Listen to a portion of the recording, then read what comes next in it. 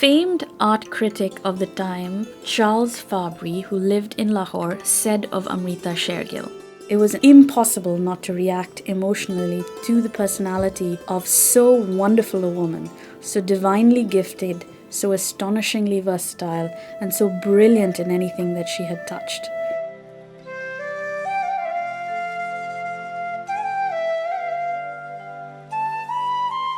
Amrita Sher-Gil was born in Budapest, Hungary, to Umrao Singh Sher-Gil, who was a Sikh scholar and aristocrat, and Marie Antoinette Gottsman, a Jewish opera singer from Hungary. At the age of 16, Amrita moved to Paris with her mother to train as a painter, first at the Grand Chaumier and then later at the École des Beaux-Arts. Here she was exposed to the bohemian circles of Paris in the early 1930s and to the art of European painters like Matisse and Gauguin and Braque.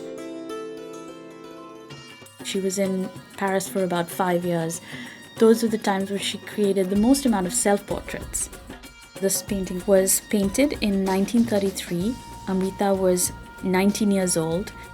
She learns to create light and shadow, and one can see Gauguin's influence in her treatment of figures, simple and static in their construction, but exuding psychological complexity. With a coquettish tilt in her face, bright eyes, and piercing red lips that are the focal point on which the entire portrait pivots. It's the closest perspective of herself that she ever paints. This portrait seems to be the best celebration of herself. After several years of studying in Paris and winning multiple awards and accolades, she was getting more and more fascinated with the paternal side of her heritage and made the decision to leave Paris to come to India. She said very famously, "Europe belongs to Picasso, Monet, Braque, and many others, but India belongs solely to me." Her work after coming to India carries the structure of European painting, but the subject matter becomes Indian. So she paints rural villages, and she particularly has a fondness of painting Indian women. Amrita Sher-Gil was in a league of her own. It is hard to compare any other artist to her, save perhaps Frida Kahlo.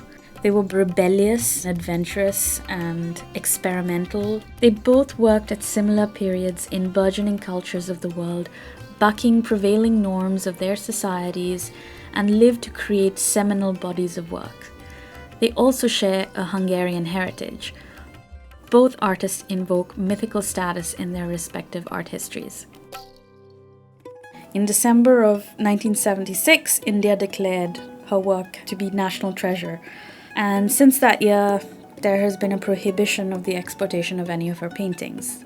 There are only 175 documented works by Amrita Sher-Gil, 95 of which are in the collection of the National Gallery of Modern Art, which is the National Museum of India.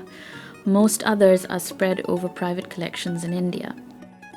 Sher-Gil's art has influenced generations of Indian artists. The impact that she was able to create with her short, spirited, vibrant, dynamic life as a female painter in India is unmatched.